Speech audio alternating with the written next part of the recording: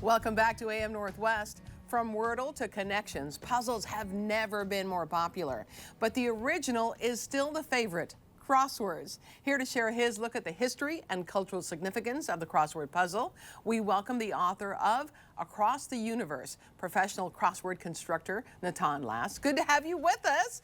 Okay, in our office, we love crosswords. We love all sorts of puzzles, but who doesn't love a great crossword? So let me talk about your interest and when did it start? Yeah, I'm a New York City kid, and so I got the Times delivered to AP US History class, and afterwards we had a free period, and friends and I would just cluster around the puzzle, forced to collectivize our knowledge just to make it past Tuesday, and I was hooked immediately.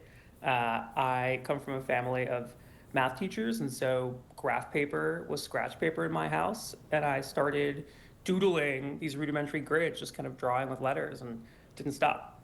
Wow, that's really fun. Okay, and then you had your first puzzle published when and where? My first puzzle was published in the New York Times in 2008. True to the math teacher household, it was a puzzle themed around trigonometry, sort of nerd slash class clown behavior for sure. And that was when you were only, what, 16, something like that? Yeah, exactly. I was 16 years old. That's incredible. That must have been huge in your house. It was really fun, and it was enormously pleasurable to watch people in the city, on the subway, at cafes, solving that puzzle. Oh my gosh, I bet. And then you had an internship with Will Shorts, who we all know is like a puzzle creator, big time. He's the puzzle master. Yeah. I was his summer intern about 2 years after I had my first puzzle published, and I would trek up to his house in Pleasantville, New York. He'd greet me around 10:30 a.m. wearing crossword print sweatpants. Stop it, really? Attic. The whole house was a shrine to puzzles. No the way. clock in the office wall was a crossword, and the minute and hour hands were both pencils. So the whole edifice was just a shrine to his love of puzzles. Oh my gosh. Okay, talk to me then about the history of puzzles, because I understand it was like 1913. It was really when we got the birth of puzzles, crossword puzzles. Exactly. So in 1913, Arthur Wynne, who's a Liverpool-born journalist, is in charge of this supplement, this extra set of comics and one-liners at the New York World. And he's got a Christmas time deadline, column inches to fill, and decides to create a grid with a bunch of clues.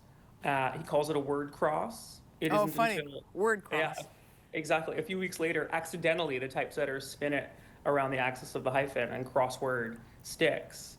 But that first puzzle is very, it's in this supplement called Fun, and it's got this very 1910s morally upright energy to it. One of the clues is what a person should be, and the answer is moral. So. Oh, wow. Oh, wow.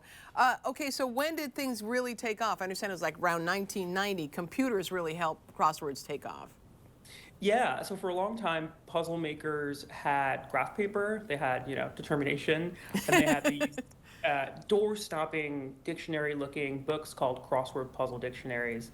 And rather than, A to B or B to C, the sections in those books were blank blank N blank blank D, giving you a bunch of words that fit that letter pattern. And then blank N blank blank blank D, and so on. And computers really helped us search for words that fit a certain pattern much more quickly. And they helped us create themes that were more inventive, twistier, and just generally more innovative. And so in the 90s, a man by the name Eric Albert generated the first crossword grid using software that he developed. And it kind of took off from there. Most constructors today use some kind of computer assistance, especially to help make that grid, to get all those words to cross. Yeah, that makes sense. And then apps really brought crossword puzzles to everybody and got them interested in it. Absolutely, yeah. So, I grew up as a paper and pen solving in the New York Times. I like that tactile analog experience, but I have dozens of friends, and the crossword community is full of dozens of people who, when the Times took their crossword app in-house in 2014, grew up as digital native solvers, would solve on their phone, develop strong opinions about it. And that intersects with COVID, where everyone's at home solving these new puzzles, not just in the app, but on these online blogs. And at that time, the journalist Oliver Roeder writes that more games were being played than maybe at any time in history. And so you have this explosion of young people who started solving on the app who, because of COVID, want to try their hand at making them. Yeah, it's incredible. And I understand too, in the 20s and 30s, that fear was spread that the people were too busy solving crossword puzzles to actually function as a normal human being, which is hilarious. Yeah, I mean, there's a lot of echoes today. There was a thing called a crossword craze in the 20s. And so you have people going to galas in crossword print dresses. You have crossword buckles. And this is tied up with the jazz age, with the image of the flapper, and a kind of new sense of freedom, Wow. newly unleashed sexuality, leisure time in the wake of World War I. And of course, there were, as there are in every generation, fuddy-duddies saying, you shouldn't be solving crosswords, you should be doing your job, or you should read Shakespeare if you're interested in broadening your vocabulary. And so doing this fun thing was a fight against the demand to be productive all the time, which is something we see today. And you bring up something, the New York Times, which is like, I always think of New York Times and crossword puzzles, that's what comes to mind. They refused at one point to run them until the 1940s. That's right. So there's a crossword craze in the 20s. It's begun by the New York World. Lots of other papers get in on the action. But in 1940, the New York Times is the last metropolitan daily paper that doesn't have a crossword. And they position themselves as this garrison of seriousness. We would never deign to do comics or puzzles. That's lowbrow.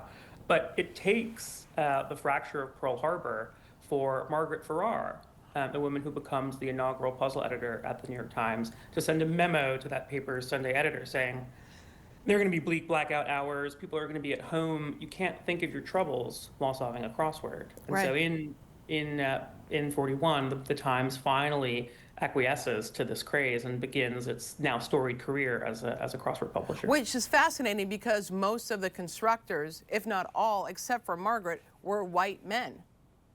That's right. The puzzle has this interesting history where even though the inaugural editor of the New York Times puzzle section is a woman, right now the puzzle is reckoning with, and the puzzle community is reckoning with, a game that is mostly edited and written by older white men. Interestingly, at the beginning, Margaret Farrar and this image of the flapper were sort of intertwined, and there were a lot of women who were solvers. The fastest speed solver, the fastest gun in the West at that time was this woman, Ruth Von Full. And she also happened to be very beautiful. And so you get all these glowing profiles about this genius crossword solver who, is easy on the eyes. And so the kind of leering of that era gave way to what happens now, where people want constructors of every stripe to be involved in the puzzle-making world. Right. It is fascinating. Your book is fascinating. The book, again, is titled Across the Universe. Natan Last, thank you so much. You want to tell everyone you've got a book event. It's tonight, Powell City of Books on 10th and West Burnside. We'll put all the information for you on our website at k2.com. You are going to have so many crossword puzzle solvers at your event, I can tell you that. Portland is a big crossword city. Thank you so much. Thank you. We'll be right back with more AM Northwest. Don't go away.